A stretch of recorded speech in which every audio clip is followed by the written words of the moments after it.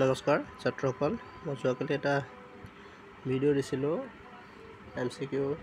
পলিনিমিয়ালছৰ ওপৰত তাৰ পিছৰ পাৰ্টটো আজি দিবলৈ দিছোঁ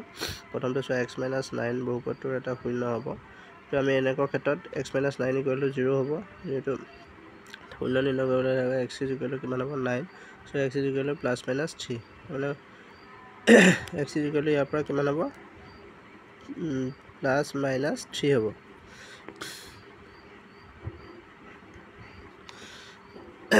এটিকে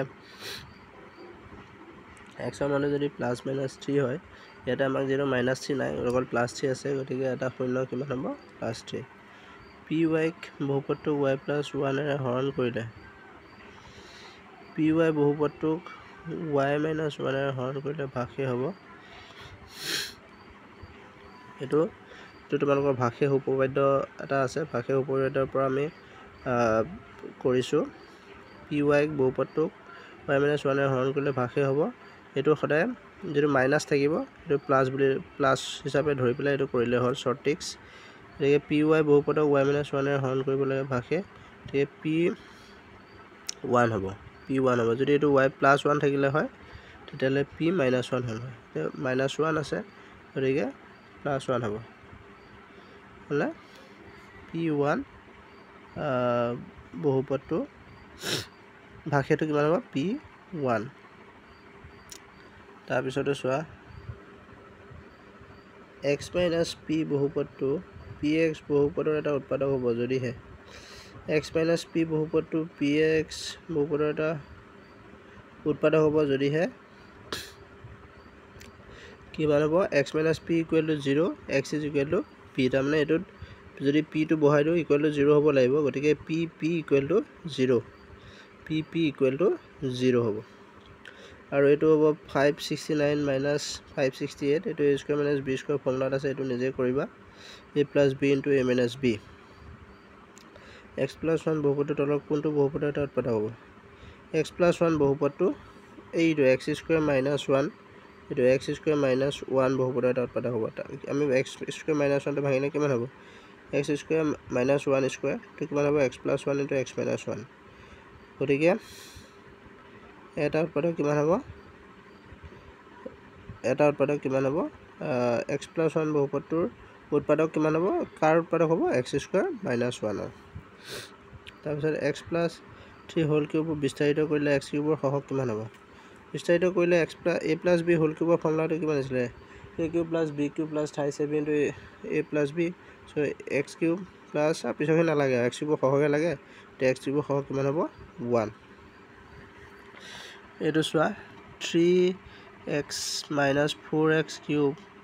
+ x² + 1 ৰ মাত্ৰা মানে যেটো আটাইতকৈ ডাঙৰ পাৱাৰ থাকিব পাৱাৰ বা ঘাতটো যোনটো আটাইতকৈ ডাঙৰ হেতু তাৰ মাত্ৰা হ'ব ইয়াতে চোৱা মাত্ৰা কিমান আছে 3x - 4x³ + x² মাত্ৰা কিমান আছে আটাইতকৈ ডাঙৰ আছে 3 তে মাত্ৰা কিমান হ'ব 3 ইয়াত হ'ব কিমান 3 x + y বহুপদৰে px ক হৰণ কৰিলে ভাগশেষ হ'ব এটো অলপ আগত কৈ গলো এটো প্লাস থাকিলে মাইনাস হ'ব গতিকে x = যেটো -y গতিকে x + y = 0 এনেকে কৰি লবা x + y = 0 so x = -y গতিকে p - y হ'ব ভাগশেষটো কিমান হ'ব p - y প্ৰতিটোৰ ক্ষেত্ৰত তেনেকে কৰি লবা আগৰটো আমি কেনেকৈ কৰিছিলো আগৰটো ক্ষেত্ৰত এটো চোৱা x - p বহুপদটো px ৰ উৎপাদক আমি কি কৰিলো x - p = 0 x = p তাৰ মানে p বহালে এটা ভাগশেষটো আহিব গতিকে p = 0 মানে p যদি বহাও তাত = 0 হ'ব না মই ক'ব বিচৰাটো এটো আছিল py বহুপদক y - 1 এৰে হৰণ কৰিলে আমি কি পাতিম y = 0 y = 1 তাৰ মানে p1 হ'ব তাৰ ভাগশেষ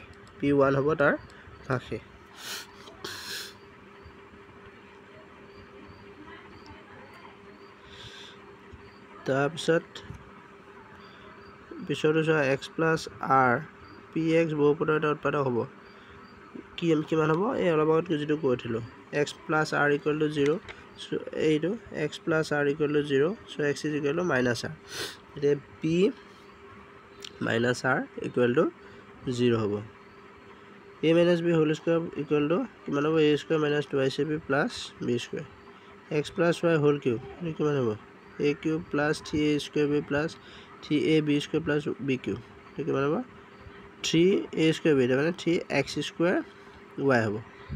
3x square y এইবিলাক আসলে ফৰ্মুলা কিটা মনত ৰাখিলে হয় তোমালোকে আটাইকেইটা ফৰ্মুলা মুখস্থ ৰাখিবা ফৰ্মুলা কিটাৰ পৰাই আহিব ফৰ্মুলা কিটা মুখস্থ থাকিলে এইবিলাক আৰামসে পাৰিবা x plus y plus z equal to 0 হলে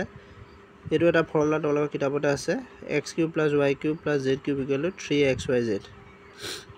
এটো মই তোমালোকৰ ক্লাছত ধুনিয়াকৈ বুজাই দিছিলো আৰু এতিয়া ডিটেইলছত কৈ নাথাকো x plus k বহুপদৰ 0 1 হলে k is equal to কিমান হ'ব -1 শূন্যটো যদি 1 হয় তে k is equal to -1 হ'ব -11 বহুপদটো এটা ধ্ৰুবক বহুপদ মানে এটো শুদ্ধ শুদ্ধ ন শুদ্ধ লাগে এটো শুদ্ধ ইমানৰ মাত্ৰা 4x cube - 6x square plus 6x plus 1 বহুপদৰ মাত্ৰা equal to 2 মাত্ৰা equal to কিমান হ'ব 3 হ'ব যেটাতকৈ যেটো আটাইতকৈ ডাঙৰ 3 আছে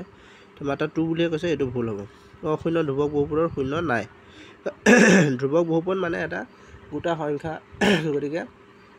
গোটা সংখ্যা বুলি নহয় ভগ্নাংশ হ'ব পাৰে তাৰ মানে এটা তেনেকুৱা বাস্তৱ সংখ্যা গতিকে ধ্ৰুবক বহুপদৰ বেলেগ শূন্য নাথাকে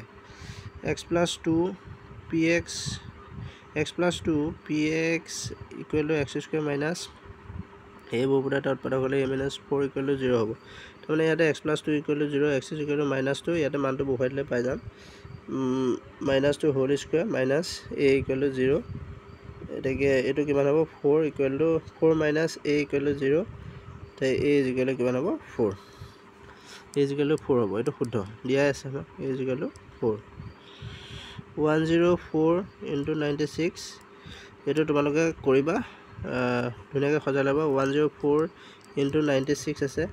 104 আমি কি লিখিব পাৰো 100 plus 4 আৰু এটো কি লিখিব পাৰো into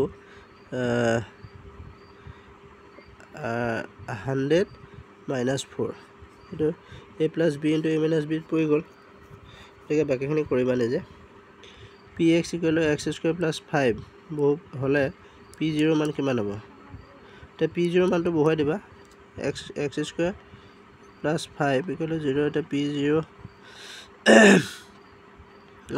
মানটো বহাব লাগে তে p0 মানে বহাইলে কিমান হ'ব 0 equal to 5 তাৰ মানে p0 equal to কিমান হ'ব p0 যদি বহাই দিও p0 মানটো 5 হ'ব তাৰ মানে 0 স্কয়াৰ বহাইলে 0 plus 5 কিমান হ'ব 5 হ'ব p0 মান 5 এর মান কিমান হ'ব 5 ইয়াৰ পিছৰ ভিডিওটো বহুত দীঘল হৈ যাবগে গতিকে ইয়াৰ পিছৰ যিকিটা এমসিকিউ মই অলপ পিছতে দি আছো তোমালোকে ইউটিউবটো চাই থাকিবা দেখিবা ধন্যবাদ